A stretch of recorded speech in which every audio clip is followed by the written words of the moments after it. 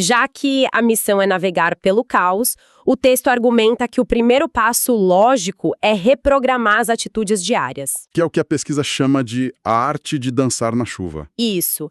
E, honestamente, embora pareça um clichê enorme à primeira vista, a mecânica por trás de dançar na chuva é muito profunda. A metáfora de dançar na chuva funciona aqui como um alicerce psicológico bem robusto. A pesquisa argumenta que a estagnação... Aquela espera ansiosa pelas condições perfeitas, né? Exato. Aquela espera constante para começar a agir ou para começar a viver. Isso é, na verdade, o que mais drena a nossa energia vital. Faz todo sentido. A gente gasta mais energia esperando do que fazendo. Pois é.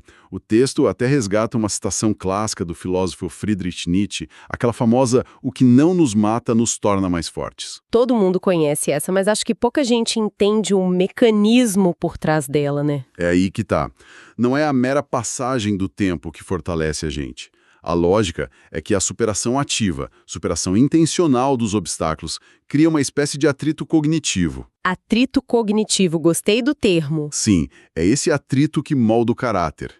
Então, a qualidade da experiência que a gente enfrenta tem um peso, assim, infinitamente maior do que a mera quantidade de dias vividos no conforto absoluto. Tem um trecho que eu acho que ilustra isso perfeitamente. Ele diz assim: "Não conte os dias, faça os dias contarem". Perfeito. E isso nos leva a um pilar essencial que a pesquisa aborda, que é a autonomia e o peso das nossas escolhas.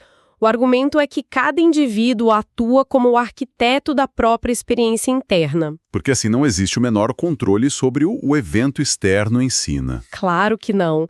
Ninguém acorda e escolhe ter uma crise financeira, ou uma doença, ou um imprevisto bizarro. Ninguém em sã consciência escolhe isso. Mas existe um controle absoluto sobre a reação a esse evento. O autor chega a mencionar que escolher a paz de espírito, em vez daquela necessidade de provar que se está certo numa discussão... Nossa, isso é um clássico. A gente gasta tanta energia querendo ter razão. Demais. E ele diz que escolher a paz é uma tática brilhante de conservação de energia. E ele contrapõe isso ao peso do arrependimento. Sabe o custo emocional de não seguir uma vocação? Ah, de passar décadas imaginando o famoso "e se", né? E se eu tivesse tentado? Exatamente. Isso gera um peso psicológico que esmaga muito mais do que o risco lá de trás de tentar e falhar. Porque o arrependimento, ele funciona como uma âncora. Ele ancora a mente lá no passado. Com certeza. E quando a mente fica ancorada no passado desse jeito, a paralisia é inevitável. A pessoa não sai do lugar. Fica travada. Totalmente. E a pesquisa é muito pragmática em relação a isso. A única arena onde a ação é de fato possível é o presente. O resto, o passado e o futuro, é puramente memória ou imaginação. É um exercício mental só. Então, manter o foco cognitivo no agora é descrito como um mecanismo primário para desarmar aquela ansiedade esmagadora em relação ao futuro. Que é o mal do século, para quem está ouvindo a gente, né? Todo mundo sofre disso. Pois é. O documento até propõe uma reconfiguração da própria ideia de felicidade. Ela deixa de ser vista como um destino final. Aquela linha de chegada utópica onde magicamente todos os problemas desaparecem. Isso não existe. A felicidade passa a ser compreendida como o próprio trajeto. A caminhada em si, com chuva e tudo. Certo. Vamos desvendar isso. Porque ouvindo toda essa construção sobre dançar na chuva e focar estritamente no presente, me surge uma inquietação aqui. Manda. Se a gente apenas foca no agora, né, e tenta achar beleza na tempestade, isso não corre um grande risco de soar como uma positividade cega.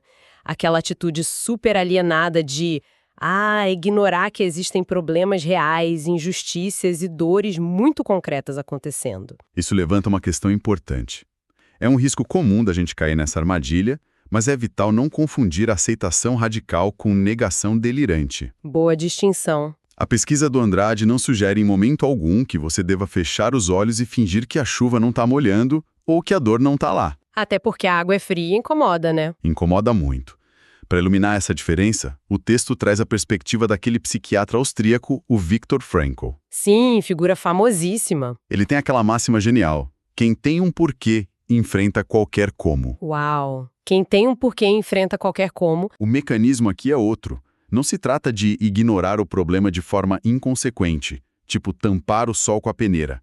Trata-se de forjar um propósito tão enraizado na sua vida que as barreiras deixam de ser vistas como muros intransponíveis. Elas passam a ser percebidas como degraus, então. Exato, viram degraus. A aceitação da realidade, com todas as suas tragédias, e claro, as belezas também, traz uma clareza mental que funciona como uma forma potentíssima de resistência. Então você vê o problema, você sente o problema. O problema é enxergado com total nitidez, sabe? Mas o propósito que você estabeleceu é simplesmente maior e mais pesado do que o obstáculo. Faz todo sentido. Então a resiliência não é sobre anestesiar a dor, é sobre metabolizar essa dor de forma útil, transformar em energia. Isso, em combustível. E o que me fascina nessa pesquisa é que essa ideia de focar no controlável, de ancorar a mente no presente, isso não é um truquezinho de produtividade que alguém inventou ontem na internet, né? Nem de longe. Para entender realmente os comos dessa engenharia mental, o autor nos convida a abrir uma verdadeira caixa de ferramentas filosófica. Ele rastreia essas ideias em 4 correntes muito profundas da filosofia. Que é a minha parte favorita da pesquisa. A primeira parada é o estoicismo, que é focado na arte do autodomínio. Olha, o estoicismo é indiscutivelmente a ferramenta mais pragmática para se operar dentro do caos. A premissa central ali é desenvolver a habilidade de separar com uma precisão quase cirúrgica mesmo o que está sob o nosso controle direto daquilo que não está. Separar o que eu posso mudar do que eu não posso mudar de jeito nenhum. Exato. O texto resgata o pensamento de Sêneca, que explica uma verdade que é bem difícil de engolir para muita gente. O mundo externo é fundamentalmente indiferente aos nossos desejos. Nossa, o mundo não gira ao nosso redor. Chocante, né? Chocante para muitos. A tempestade não se forma no céu porque quer estragar o seu piquenique específico no domingo. Ela obedece às leis da meteorologia e ponto. Não tem nada de pessoal contra você. Nada. A dor ou a alegria não nascem do evento em si, mas daquela narrativa interna que a gente cria sobre o evento. O próprio Sêneca diz que a gente sofre muito mais na imaginação do que na realidade. É como se o estoicismo ensinasse a gente a construir uma espécie de firewall mental, certo? Um filtro que bloqueia o estresse causado por aquilo que é incontrolável. Que nessa analogia seria tipo o malware. Perfeita analogia. Um antivírus para a cabeça. Genuína. É o nosso castelo inexpugnável. Independente de quão restrito seja um ambiente externo, sabe, o espaço que existe entre o estímulo e a sua reação pertence unicamente a você, ao indivíduo. E Epiteto corrobora isso, afirmando que ninguém pode ser considerado livre de verdade se não for mestre de si mesmo. Perfeitamente colocado. Esse domínio interno é tipo a pré-condição histórica para qualquer bem-estar que vá durar a longo prazo. Sim. Mas a pesquisa do Andrade não para por aí. Em seguida, ela nos leva ao aristotelismo. Aristóteles. Ele introduz uma camada um pouco diferente que é a busca metódica pelo equilíbrio. Para o Aristóteles, o objetivo máximo da vida humana é uma palavrinha grega chamada eudaimonia. Que o pessoal costuma traduzir direto como felicidade, né? É o que é uma tradução meio simplória, para falar a verdade. O termo significa, na sua essência, o florescimento humano. É você operar na capacidade máxima do seu potencial. Imagina um motor perfeitamente calibrado. Rodando liso. Rodando liso. E o caminho para essa eudaimonia é a virtude.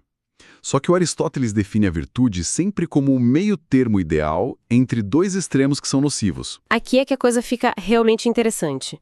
Porque a coragem, por exemplo, dentro dessa visão de Aristóteles, não é aquela ausência fantasmagórica do medo, o herói que não teme nada. Não, quem não tem medo de nada é imprudente. Exato. A coragem é a atenção exata, aquele equilíbrio perfeito entre ser um covarde, que foge de absolutamente tudo, e ser um inconsequente que, sei lá, se joga de um penhasco sem motivo nenhum. É o balanço perfeito. E o pulo do gato aqui é que essa excelência não é um ato de heroísmo isolado que vai acontecer uma vez na vida da pessoa. O texto frisa bastante que nós somos o resultado daquilo que fazemos repetidamente. Sim, o hábito é tudo. É quase como se o aristotelismo tratasse a mente humana como um músculo. Um músculo que exige musculação diária. A virtude é o treino, É o atrito cognitivo de escolher um meio termo todo santo dia. Essa analogia da musculação que você trouxe é muito precisa, porque a virtude aristotélica exige mesmo um esforço consciente e constante até se tornar um hábito totalmente automatizado. Você não precisa nem pensar mais para ser virtuoso. Exato, já está no sangue. Agora, contrastando um pouco com esse esforço ativo todo, a terceira corrente que a pesquisa apresenta muda completamente a frequência da conversa. É o epicurismo. O epicurismo é polêmico, né? Ele frequentemente sofre com uma má reputação terrível. As pessoas acham que é uma filosofia de indulgência desenfreada, tipo sexo, drogas e rock and roll na Grécia Antiga. Mas não é bem assim, né? Longe disso. O autor esclarece o verdadeiro cerne da questão. O Epicuro ensinava que o prazer autêntico é, na sua essência, simplesmente a ausência de dor física e principalmente a ausência de perturbação na alma. E como você alcança isso? Eliminando desejos desnecessários. Mas, peraí, vamos analisar isso com um pouco de cuidado. Se a ideia central é eliminar desejos e passar a se contentar com muito pouco, isso não soa como uma espécie de, sei lá, conformismo disfarçado? Como assim? Tipo um minimalismo mental que beira a mediocridade, sabe? Onde a pessoa simplesmente desiste de ter ambição só para não correr o risco de se frustrar caso dê errado? Olha, é uma objeção muito natural. Especialmente na nossa cultura moderna hoje em dia, que é 100% baseada na acumulação constante de coisas e conquistas. Mas o ponto de Epicuro não é a mediocridade, é a clareza. Clareza. A pesquisa destaca uma frase dele que é letal. Nada é suficiente para quem o suficiente é pouco. Uau! Pesado. O epicurismo identifica essa insatisfação crônica do ser humano como o grande parasita da paz mental. Então o mecanismo não é desistir de evoluir na vida, mas sim cortar a dependência emocional de resultados externos exagerados. É parar de colocar a felicidade num carro zero ou numa promoção impossível, né? Isso. Quando alguém aprende a estar genuinamente satisfeito com o básico hoje, no agora, essa pessoa corta pela raiz aquela ansiedade terrível sobre amanhã. Ao remover o excesso do querer, você libera uma quantidade absurda de largura de banda mental. Para simplesmente ser. Simplesmente ser e focar no que realmente importa. Faz muito sentido. É sobre não ser feito de refém pelo próprio apetite, né? Pelas próprias vontades infinitas. Exatamente isso. E, para fechar essa caixa de ferramentas impressionante, o autor nos apresenta a perspectiva existencialista, e aqui o peso recai inteiramente sobre a responsabilidade individual. É onde a criança chora e a mãe não vê.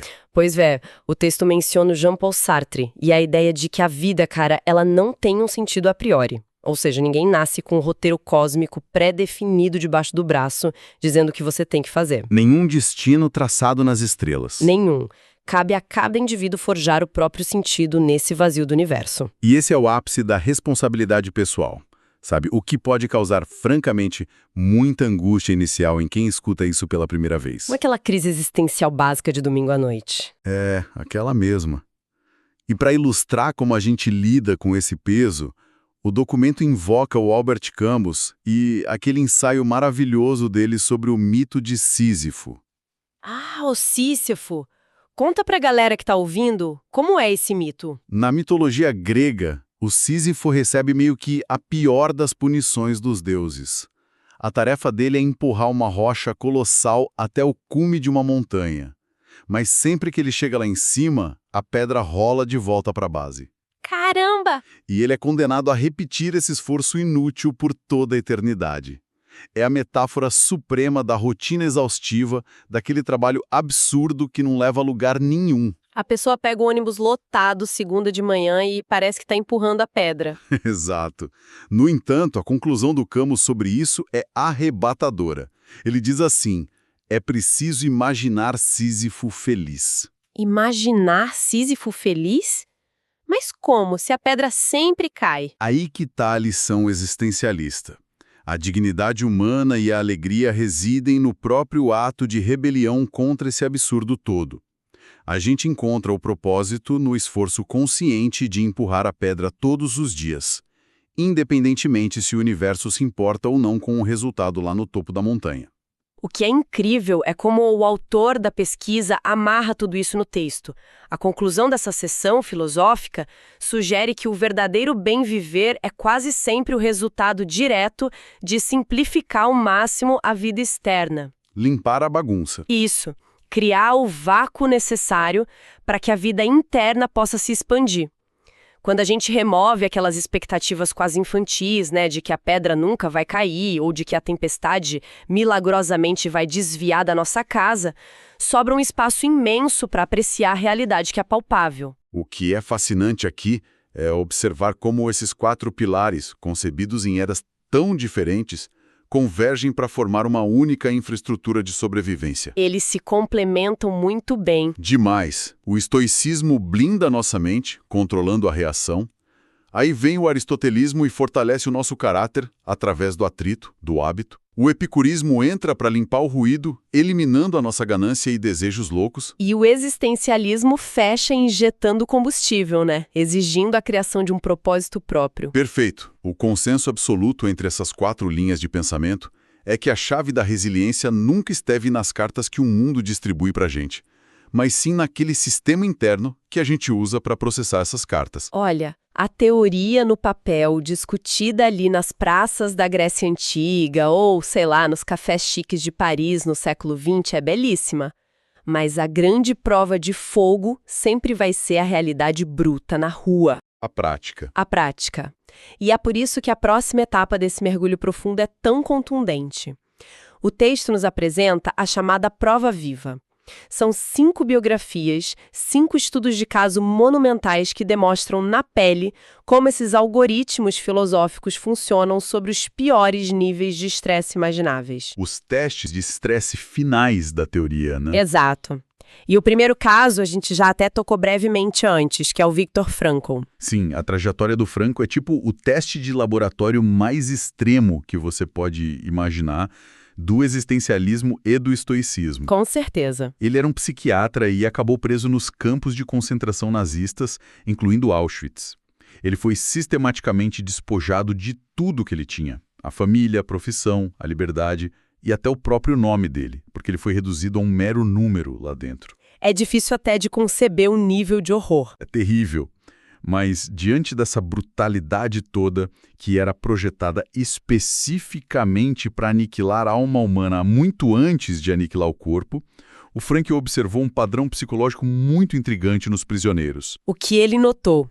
Ele notou que a taxa de sobrevivência não estava atrelada exclusivamente ao vigor físico. Os prisioneiros que conseguiam manter a faísca da vida acesa eram justamente aqueles que conseguiam, de alguma forma, atribuir um significado, um sentido para aquele sofrimento incomensurável. Eles tinham uma razão para um futuro, um porquê de estar vivo. A mente dele operou um verdadeiro milagre cognitivo lá dentro.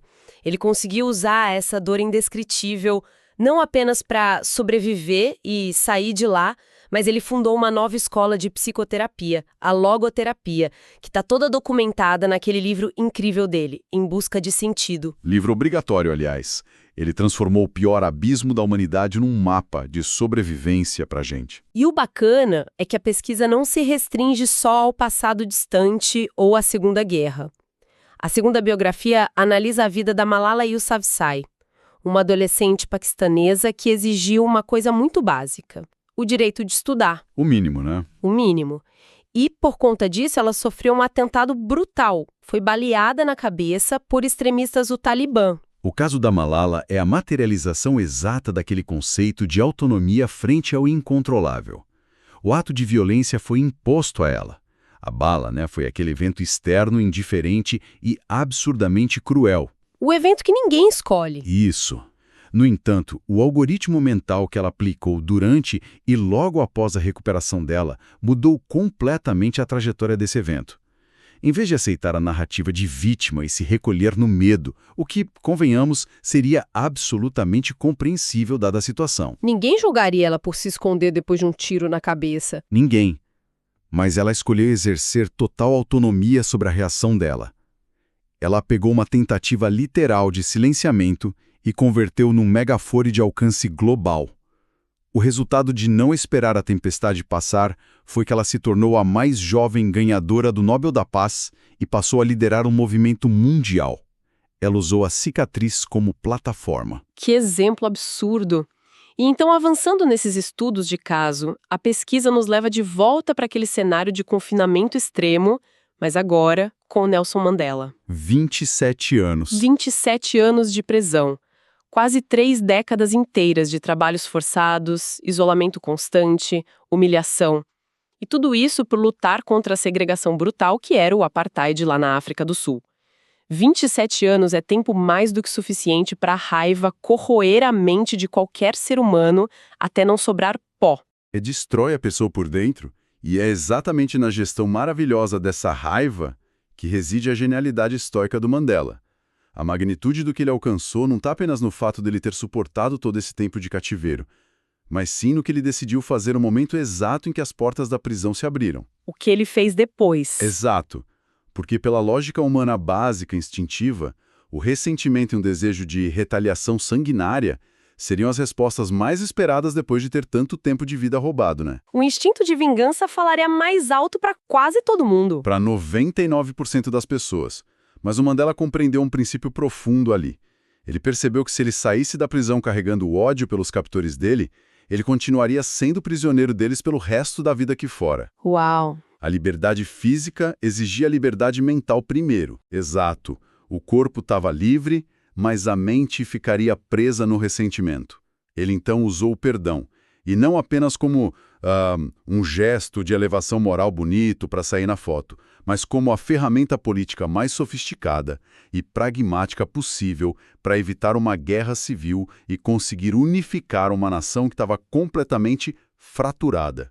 É o controle absoluto da reação, superando o evento traumático. O domínio sobre o próprio ego a favor de um propósito infinitamente maior. Impressionante.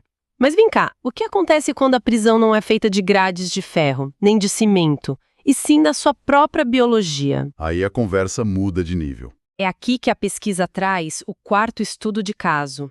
Stephen Hawking.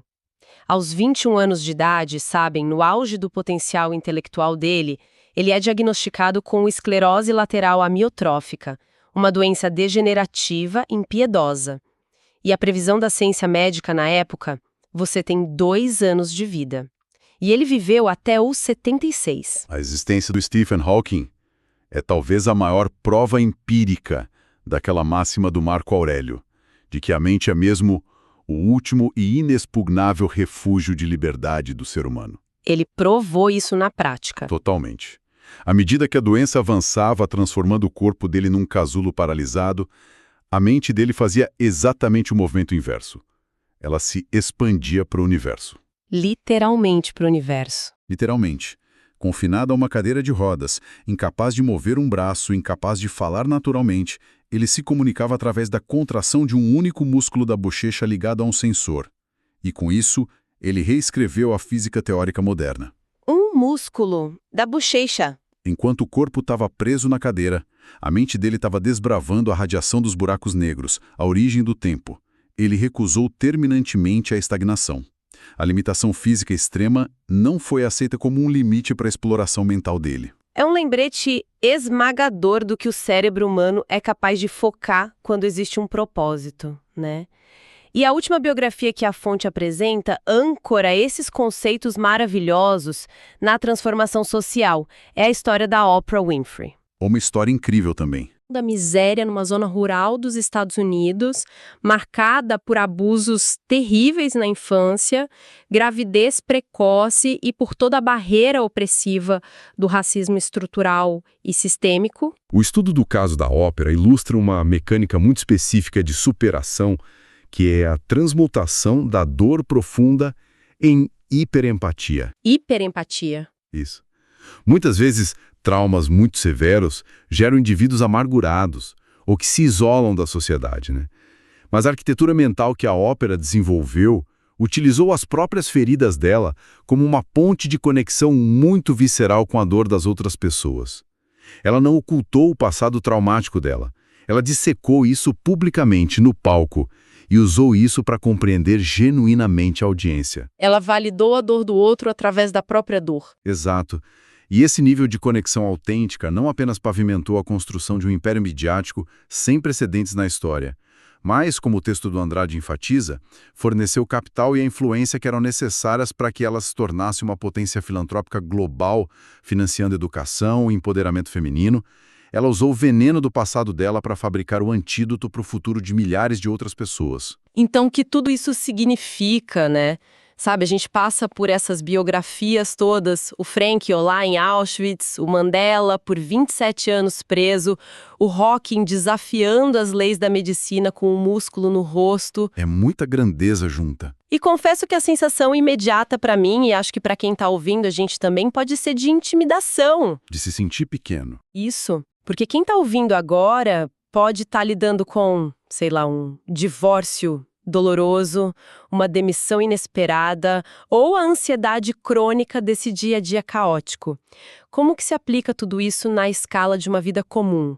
Não existe o perigo da pessoa olhar para a própria dor e achar que, comparado a essas tragédias históricas enormes, o problema dela não tem importância ou não é digno de usar essas ferramentas? Se conectarmos isso com o panorama geral e com a verdadeira missão do texto, a resposta é um sonoro não. A pesquisa do Andrade é muito cuidadosa ao alinhavar essas 5 histórias.